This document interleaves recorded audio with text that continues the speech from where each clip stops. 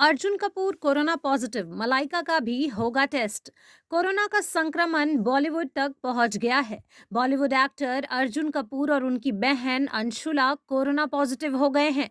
Report positive आने के बाद दोनों क्वारंटाइन हो गए हैं और उन्होंने अपने संपर्क में आए लोगों से टेस्ट कराने की अपील की है।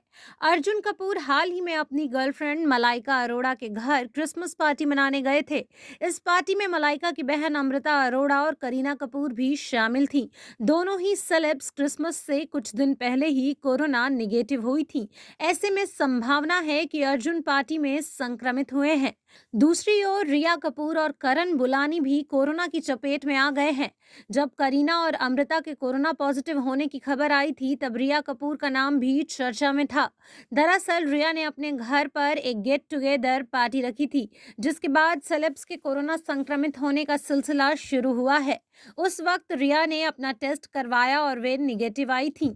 मलाइका ने भी एहतियातन अपना टेस्ट करवाया। पिछली बार कोरोना से बचने के बाद इस बार रिया भी कोरोना से नहीं बच पाई हैं। अर्जुन कपूर और अंशुला कपूर बी टाउन के मोस्ट एडोरेबल सिबलिंग्स हैं। दोनों भाई बहन एक दूसरे के हर सुख दुख में साथ देते नजर आए हैं। अब दोनों एक साथ कोरोना पॉजिटिव भी पाए गए हैं।